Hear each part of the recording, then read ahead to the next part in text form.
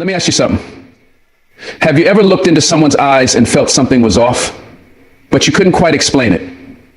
Like the smile didn't match the eyes. Like the words were right, but your soul kept whispering, something's wrong. That feeling, that's not paranoia. That's discernment. That's the gift life gives you after you've been betrayed enough, disappointed enough, and left standing alone with your heart in pieces. You see, one of the most dangerous signs in a person isn't loud, it's quiet. It's not what they say when the lights are on. It's what they do when nobody's watching. It's the calmness they have when they cause chaos. It's the way they laugh while your world burns. The truth is, not everyone who stands beside you is with you. And the most dangerous people are the ones who wear kindness like a costume. They'll compliment you with one breath and curse you with the next. Stay alert. Because the people who smile at your face while secretly praying for your downfall, they don't come with warning signs. They come with charm. And charm without character, that's a weapon in disguise. You ever meet someone who says all the right things, but something in your gut says don't trust it? The world teaches us to listen with our ears, but life, real life, teaches us to listen with our spirit. Because words are cheap. Words are tools. Words can be rehearsed, crafted, even weaponized. People can say, I love you, while they're plotting your downfall. They can say, I'm here for you, and vanish the moment you need them. Their mouth tells one story, but their behavior writes a different book entirely. And if you're not paying attention, you'll get caught in the story they wrote for you instead of walking into the truth. Don't fall for promises anymore. Promises without follow-through are poison wrapped in hope. Someone telling you they'll change means nothing if they keep showing you the same disrespect. And when someone shows you over and over again that their actions don't line up with their speech, it's not a mistake, it's their nature. You keep giving them chances thinking it's compassion, but they see it as weakness. The world is full of smooth talkers, but you got to be strong enough to see who walks their truth and who only talks it. It's the difference between intention and integrity. Anyone can intend to love you, right? Anyone can intend to be there when you fall. But integrity? Integrity shows up when it's inconvenient. It sacrifices. It holds itself accountable. It doesn't just say, I'll be there. It actually shows up even when the room is uncomfortable, even when they have nothing to gain. People will look you in the eye and swear they've changed, swear they've grown, swear they finally see your worth. But watch how fast they shrink when life demands their truth. Their actions always tell on them. They'll preach about loyalty but disappear when your name's not popular anymore. They'll scream about how much they care and then choose everything but you. It's not enough to say the words. You got to be the words. When someone says, you matter to me, then forgets your birthday, forgets your tears, forgets your peace. That ain't love. That's performance. It's manipulation. And you don't need more performers in your life. You need warriors of truth. You need people whose love has calluses, whose friendship has scars, who choose you in private and not just in public. Talk is wind. But consistency, that's proof. Some people will tell you what you want to hear just so they can keep taking from you. They'll dress up their lies and compliments and disguise their selfishness as affection. It's hard to see at first because they know how to mirror what you need. If you're hurting, they'll act like a healer. If you're lonely, they'll mimic closeness. But it's not real connection, it's strategic comfort. They study you so they can control you. And when someone is committed to the act, it's almost impossible to tell who they really are until you stop giving. That's when the mask slips. That's when their truth shows. The moment you stop pouring into them, their warmth turns cold. Their concern disappears. Their respect crumbles. That's how you know it was never about love. It was about what they could get. People like that don't want to love you. They want to own your peace. And when you try to hold them accountable, they say you're overreacting or you're too sensitive. But listen to me. Your instincts are not lying. If their words always sound sweet, but their actions leave you bitter, that's not love. That's poison. And poison with a smile is still deadly. When someone really values you, you don't have to keep reminding them how to treat you. You don't have to beg for decency. You don't have to plead for effort. But when you're with someone whose actions don't match their words, everything becomes a negotiation. You ask for the bare minimum: honesty, attention, empathy. And they act like you're asking for the world. They'll apologize with flowers, but keep handing you the same disrespect. They'll write you long messages filled with promises only to break them the next day. And somehow, they always have an excuse. It's the job, the stress, the timing, but real love doesn't hide behind excuses. Real character shows up when it's hard. If someone can only be kind when it's easy, what does that say about their heart? It's not the apology that heals. It's the change that follows. And if change never shows up, the apology becomes manipulation. You don't need people who say, I love you as punctuation to pain. You need people whose consistency makes you feel safe, whose patterns bring you peace. Because someone who truly sees your worth would never play hide and seek with their love. And sometimes the most dangerous ones are the ones who cry with you, pray with you, and still betray you. They've mastered the role so well that even when they hurt you, they make you feel like it's your fault. They'll say, you know I'd never hurt you, right after they do. They'll swear they'd never lie, right after they gaslight you. It's not the stranger who stabs you. It's the one who knows exactly where your wounds are, and they use those wounds as entry points. People who are good with words know how to twist truth into confusion. They'll write you poetry and ruin your peace. And you stay, not because you're weak, but because you remember the moments they made you feel seen. But here's the truth. Feeling seen for 5 minutes doesn't excuse being disrespected for 5 months. Someone who truly respects you will align their behavior with theirs. They'll protect your heart, not play with it. They'll stand on their word, not run from it. And if they can't do that, let them go. Because a performance can win applause, but it can't build love.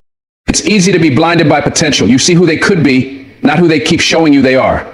You remember the first few months when they went out of their way to show up, to listen, to love. And now you're stuck clinging to a memory while they feed you excuses. You hope they'll return to who they were. But the truth is that version was only a preview, not the person. Some people are only they chase you until they catch you and then change once they feel secure. They stop proving their worth because they think they've secured your loyalty. And if you confront them, they'll say you've changed. But no, you just started paying attention. You started seeing the pattern. Big words, small actions. Loud declarations, quiet effort. And you realized love without effort is just noise. You're not asking for perfect, you're asking for presence. You're asking for effort, not empty poetry. You want action, not explanations. Don't stay with someone just because they used to try. Stay with someone who never stops trying. Love is not proven by how loud someone speaks. It's proven by how deeply they serve. When someone's actions never match their words, it's like emotional whiplash. One moment they're lifting you up, the next they're tearing you down. They say, I care about you, but you're always the one initiating, always the one apologizing, always the one fixing what you didn't break. It's not a partnership. It's a power imbalance. And the worst part, you start to question yourself. You think maybe you're asking for too much. Maybe you're too needy. But let me tell you something. You are not too much. You are not wrong for wanting consistency. You are not broken for needing reciprocity. People who gaslight your expectations are just trying to dodge accountability. It's easier for them to blame you than to change themselves. But love that costs your peace is too expensive. Respect that only shows up when they're afraid to lose you is not respect, it's control. Real people don't just say, I've got you, they prove it when your world falls apart. They don't disappear when you're inconvenient. And if someone only shows up when it benefits them, you're not a priority, you're an option. And you deserve more than being someone's occasional convenience. The tricky thing is, society romanticizes struggle. We're told to ride or die, to stay loyal, to forgive endlessly. But loyalty becomes self-destruction when it's one-sided. If someone keeps hurting you and you keep staying because they love me, then what kind of love is that? Love without accountability is chaos. And chaos disguised as passion is still toxic. Some people say that's just how I am as an excuse not to grow. They use trauma as a shield, their past as a get out of responsibility card. But your past explains you, it doesn't excuse you. You can't keep investing in people who won't invest in their healing. You can't keep forgiving behavior they refuse to change. If someone truly loves you, they'll do the work. They'll show up in therapy, in apologies, in changed behavior. And if they don't, that's not love. That's access. They love having access to your energy, your loyalty, your warmth. But loving access is not the same as loving you. You deserve a love that rises to meet your standards, not one that demands you lower them just to feel seen. Sometimes we ignore the red flags because we're so hungry for connection. We overlook the missed calls, the last-minute cancellations, the dismissive tone. We tell ourselves they're just busy, or they didn't mean it like that. But patterns are louder than apologies, and patterns never lie. If someone constantly tells you they care, but their behavior makes you feel abandoned, believe the behavior. If they say you're important but never prioritize you, believe the lack of effort. Because love doesn't show up only when it's convenient. It doesn't disappear when it's uncomfortable. And it certainly doesn't make you feel alone while you're in the relationship. The hardest pill to swallow is realizing that someone can desire you but still not value you. They can want you in their life but never do the work to keep you. And that's not your fault. It's not your job to fix people who keep breaking you. It's not your responsibility to hold them accountable while they keep wounding your heart. Let their actions speak. Let their patterns testify. And when the truth is loud enough, walk away with your peace intact. They hurt you and then they moved on like nothing happened. No apology, no explanation, not even a moment of silence to sit in the pain they caused. And you're left there drowning in the confusion, wondering if it was all in your head. But let me tell you something straight. People who feel no remorse for hurting you are not strong. They're empty. It takes a hollow soul to look into your eyes, see the wreckage they cause, and walk away with their hands clean. That's not strength, that's avoidance. That's cowardice dressed in pride. You keep searching for an apology that was never coming. You keep hoping for closure from someone who built their comfort on your chaos. But here's the truth. They knew what they were doing. They knew their silence was a weapon. They knew you loved them enough to forgive, but not strong enough yet to walk away. And they used that. Because people who feel no remorse don't change. They don't reflect. They just recycle the same pain into the next connection. And the longer you wait for their remorse, the longer you delay your healing. You can't teach empathy to someone who has replaced their heart with ego. You can't explain pain to someone who only sees their side of the story. When you confront them, they'll twist it. They'll say you're too sensitive. They'll act like they didn't know they hurt you, but deep down they did. They just didn't care enough to stop. They weaponize your kindness. They exploit your loyalty. And when they break you, they don't even blink. You sit there holding the shattered pieces and they keep walking like it's just another Tuesday. That kind of emotional vacancy is dangerous. Because when someone lacks remorse, they also lack boundaries. They'll say the most cutting things, do the most selfish acts, and then expect you to move on without resolution. They don't want to clean the mess. They just don't want to be seen as messy. So they avoid accountability like it's a play. And if you let them, they'll make you believe that your hurt is inconvenient. But listen to me. You have a right to your feelings. You have a right to expect decency. And if they can't even offer remorse, they never deserved your trust in the first place. One of the most painful things you'll ever experience is watching someone walk away from the damage they caused like it never happened. They'll break your trust, shatter your peace, and then go laugh like they didn't just cause a storm in your soul. That's what people without remorse do. They live like they're innocent and expect you to carry the guilt. They expect you to hold the weight of what they did, but that's not your burden. That's theirs. Stop carrying what they won't even acknowledge. You didn't hurt yourself. You didn't abandon yourself. They did that. But if you're not careful, they'll make you believe you're the problem, that somehow your reaction is worse than their behavior. They'll minimize it. They'll downplay it. They'll rewrite the story to make you the villain. But let me be clear. Remorseful people don't rewrite the story. They own it. They don't run from the pain they caused. They stand in it and try to make it right. And if they can't even say, I'm sorry, then stop waiting for them to change. Because someone who can sleep after hurting you is not someone who's capable of loving you right. You gave them the benefit of the doubt. You told yourself they just didn't realize how deeply they hurt you. You waited, you prayed, you gave space, but days turned into weeks, and still nothing. No phone call, no text, no genuine remorse, just silence. And that silence spoke volumes. Because silence from someone who hurt you is louder than 1,000 apologies from someone who didn't. It tells you everything you need to know about their character. A person who truly cares about your heart will not rest until they've tried to heal what they broke. But someone who feels no remorse, they rest easy. They laugh loud. They continue living as if nothing happened. And that's the part that hurts most. That they were able to keep moving while you were stuck in place. But you're not stuck because you're weak. You're stuck because you have a heart. And sometimes people without hearts leave the deepest wounds. But even so, let their indifference be your awakening. You don't need their apology to move forward. You don't need their validation to heal. What you need is the truth. And the truth is, they felt nothing while you felt everything. Remorseless people operate with a dangerous confidence. They believe they can do whatever they want without consequence. They've done it before. They've walked over good people and blamed the ground they stepped on. And when they hurt you, it wasn't new to them, it was routine. Pain is their language, manipulation is their game. And the saddest part, they'll use your own love as evidence against you. They'll say, if I was so bad, why did you stay? They'll weaponize your loyalty. They'll make you feel foolish for trusting them when trust was your gift, not your mistake. But it's time to realize not everyone you love is capable of loving you back. Not everyone who holds your hand knows how to hold your heart. And just because they didn't feel remorse doesn't mean you deserved what they did. Sometimes it's not about you being too emotional. It's about them being emotionally bankrupt.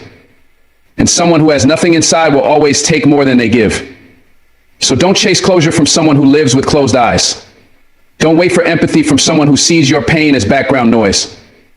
You deserve someone who flinches when you hurt, not someone who feels nothing at all. You kept thinking they'd wake up one day and feel the weight of what they did. You hoped they'd have a moment of clarity where your tears echoed in their memory and finally moved their heart. But some people don't feel. They numb everything. They avoid guilt like it's fire, and instead of looking inward, they look for the next distraction.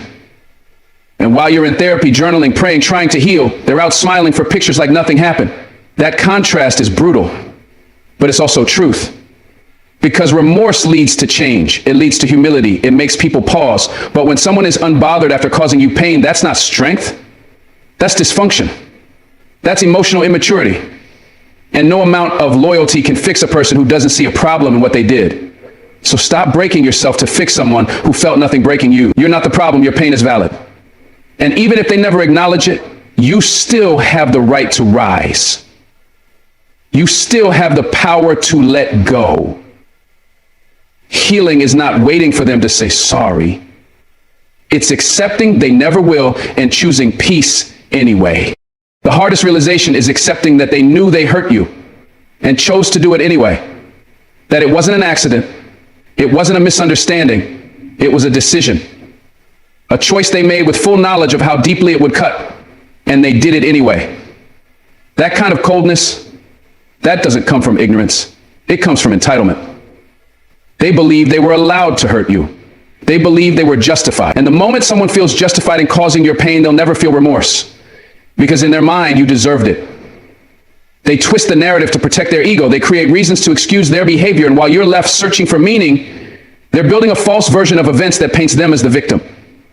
But let me be clear. Remorse is not about perfection. It's about awareness. It's about facing the consequences of your actions.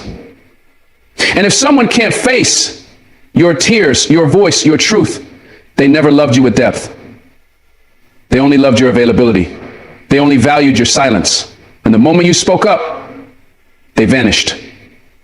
That's not love, that's exploitation. You have to stop expecting empathy from someone who was never emotionally present. You were pouring your heart into someone who only saw your value when it benefited them. And when you became inconvenient, when your pain required attention, they disappeared. That's what happens with people who feel no remorse. They exit quietly, or worse, they stay and make you feel guilty for being hurt. They'll say, "You're always emotional," or "You never let things go." But the truth is, you let too much go for too long. You gave passes, you gave grace, and they kept taking. But healing doesn't come from pretending it didn't happen. It comes from naming it. It comes from seeing their silence for what it is, not confusion, but comfort. They're comfortable. Because hurting you didn't cost them anything. So you have to decide, are you going to keep waiting for them to feel? Or are you going to feel enough for yourself to let go? Because you deserve peace. You deserve presence. And if they couldn't give you remorse, don't give them access. Let their absence be your teacher, not your tragedy. And don't confuse their return with remorse. Some of them come back, not because they're sorry, but because they miss your benefits. They miss your energy, your validation, your consistency. They don't miss your heart. They miss the control. And when they say, "I've changed," look closer. Change without accountability is a costume. If they can't name what they did, if they can't sit in your hurt, if they minimize your wounds, that's not remorse, that's reentry. They want back in, but they don't want to clean up the damage. And the more chances you give, the more entitled they become. Remorseless people don't learn through love, they learn through loss. They only reflect when access is denied. So stop reopening doors that led to destruction. You are not a rehab center for broken people who refuse to change. You are not a stage for repeat performers. You're not their second chance at comfort. You're your own beginning. And if someone can hurt you and then ask you to pretend it never happened, that's not love. That's manipulation. Let them feel what they tried to ignore. Let their absence echo with the remorse they never had the courage to feel. Sometimes the only closure you'll get is accepting that they never cared like you did. And that's not your failure, it's their capacity. Some people are just not capable of seeing beyond themselves. They love when it's easy. They show up when it's convenient. But when your needs require effort, when your pain requires pause, they vanish. And you keep looking for humanity in someone who gave it away a long time ago, but not everyone is built with a conscience. Not everyone has the emotional tools to carry another person's heart. And that's the bitter truth, but it's also your liberation. Because once you stop expecting them to be sorry, you start expecting yourself to be free. You stop waiting for them to heal the wound and start realizing that the wound was never yours to carry in the first place. Their actions were a reflection of them, not you. Their inability to feel remorse is not a reflection of your worth. It's a mirror to their emptiness. And your healing, that starts the moment you decide their silence will no longer hold your voice hostage. Some people don't use silence for peace. They use it to punish. Their silence isn't sacred, it's strategic. It's not the kind that builds bridges. It burns them, brick by brick, one quiet moment at a time. When you speak, they go quiet. When you reach out, they withdraw. When you cry, they go cold. That silence, it ain't calm. It's calculated. It's not the stillness of serenity. It's the storm before destruction. You ever been in a room where someone's silence was louder than words? That's not peace. That's control. You see, silence can be powerful, but in the hands of a manipulator, it becomes a tool, a weapon, a way to make you question your worth. You'll find yourself apologizing for things you didn't do, overthinking your every word, replaying every conversation like a broken record. You'll sit in your bed at night wondering, did I say too much? Was I too much? That's what they want. They want you off balance. They want you walking on emotional eggshells while they sit comfortably on their throne of indifference. But listen to me. You don't have to play that game. You were not born to be silenced. You were born to be heard. There are people who say nothing but still speak volumes. Their silence screams disrespect. Their silence roars with manipulation. It's not the kind that gives space, it creates distance. A distance so wide you begin to lose yourself in it, and the more you try to close that gap, the further they push. That's not love. That's not respect. That's not a mature human being trying to solve problems. That's emotional warfare. And if you stay in that environment too long, you begin to internalize the silence as your own shame. But let me remind you, their silence is not your guilt. Their coldness is not your consequence. You are not responsible for someone else's immaturity. Can you ever notice how silent treatment usually shows up when you finally speak your truth? When you stop tolerating nonsense, when you set boundaries? That's not a coincidence. That's retaliation. And silence as retaliation is a form of emotional abuse. It's not just passive, it's aggressive. It's designed to erase your confidence, minimize your presence, and make you chase what should be given freely. Respect and communication. They won't raise their voice, no. They'll raise their absence. They won't argue. They'll vanish. And when they return, they pretend nothing happened. That's the loop. That's the manipulation. Keep you uncertain, keep you hoping, keep you apologizing for breathing. But I came to tell you, you don't have to chase anyone's words. You don't have to beg for clarity. If someone wants to weaponize silence, let them sit in it alone. You can walk away in peace while they drown in their own silence. Understand this. Healthy silence is different. Healthy silence says, I need space to think. Unhealthy silence says, you don't matter enough to speak to. One brings restoration, the other brings confusion. One opens the door to communication, the other slams it shut. So ask yourself, what kind of silence are you dealing with? Because once you name it, you can confront it. And once you confront it, you can conquer it. Don't let their silence define your self-worth. Don't let their quiet treatment distort your perception. You are worthy of communication. You are worthy of clarity. You are worthy of emotional safety. And if someone can't give that to you, then their silence is your signal not to chase them, but to choose you. They want you to believe that their silence is peace, but it's really a power play. They want you confused so they can feel in control. But confusion is not connection. Power is not partnership. And silence is not always sacred. Sometimes silence is violence with a velvet glove. You have to be wise enough to discern it, brave enough to confront it, and strong enough to walk away from it. Because the truth is, when someone really loves you, they don't disappear when things get hard. They communicate. They listen. They engage. They don't punish you with their silence. They protect you with their presence. They don't ghost you. They grow with you. And if you ain't getting that, then it's time to let their silence be the last conversation they ever have with you. What matters is not just what people say, but how they stay. Not just what they feel, but what they do with those feelings. So stop romanticizing people who can't even respect your voice. Stop justifying their cold shoulder as just how they are. You deserve more than that. You deserve connection, not confusion. Love, not silence. Presence, not punishment. Their silence is not your failure, it's their fear.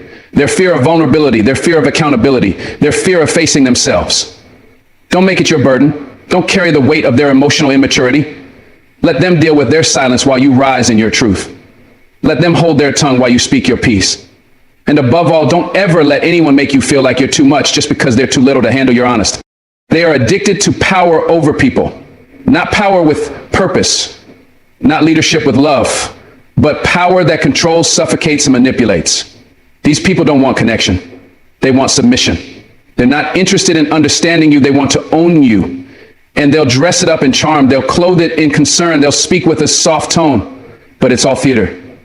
Behind the smiles, behind the flattery, behind the sweet intentions is one goal: domination. Power for the sake of power. And you feel it deep in your bones. Every time you speak your truth, they twist it. Every time you rise, they find a way to shrink you. And you sit there wondering, why do I feel so small around them? It's not you. It's the cage they built around you.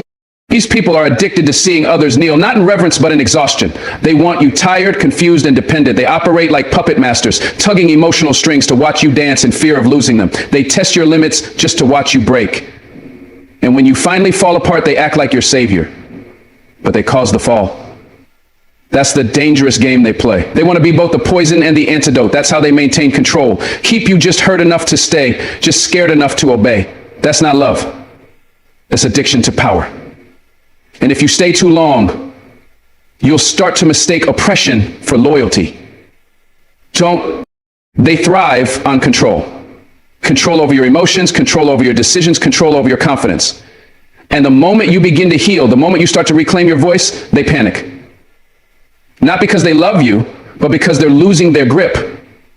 They can't stand to see you whole, because a whole person can't be manipulated. A healed heart can't be dominated. So they'll do whatever they can to bring you back to that place of confusion, of doubt, of self-abandonment. They'll gaslight you into believing you're the problem. They'll isolate you from support. They'll guilt trip you into silence. And if you let them, they will build an empire of fear inside your soul. You know someone is addicted to power when they can't celebrate your strength, when your independence threatens them, when your confidence makes them shrink back in resentment. They won't say it out loud, but every time you stand tall, they scheme to cut you down. It's not that you changed. It's that you're no longer controllable. And that scares them more than anything. Because when a person who was once under their thumb begins to rise, they feel powerless. And that's what they fear most. Not losing love, but losing control. These people often come wrapped in positions of authority. Parents, bosses, partners, preachers, friends. But the title doesn't make the abuse any less real. You have to stop giving people a pass because of their position. Power unchecked is power abused. And just because they provide, protect, or preach doesn't mean they're pure. Some people hide behind good deeds while doing bad things. You have to learn to separate the performance from the pattern, because the pattern always reveals the truth. And if that pattern is rooted in control, domination, and fear, you're not in a relationship, you're in a prison. You ever notice how they only love you when you're weak? When you're quiet, when you're dependent? That's not love, that's leverage. They need you to need them so they can feel significant. They'll never teach you to walk, they'll carry you so they can say you couldn't make it without them. They'll never encourage your growth. They'll stunt it so they remain the tallest in the room. That's not partnership. That's possession. And the only way to break free is to stop confusing their control for care. Sometimes the person who hugs you the hardest is the one choking you emotionally. A person addicted to power will never see you as a partner, only as a pawn. Your dreams are a threat. Your joy is suspicious. Your strength is offensive. And so they go to war, not with weapons, but with silence, sarcasm, guilt, and gaslighting. They don't raise fists, they raise doubts. Doubts about your identity, your value, your worth. They want to be the loudest voice in your life, not to lift you, but to shape you into what they want you to be. You become a mirror reflecting only their desires, never your own.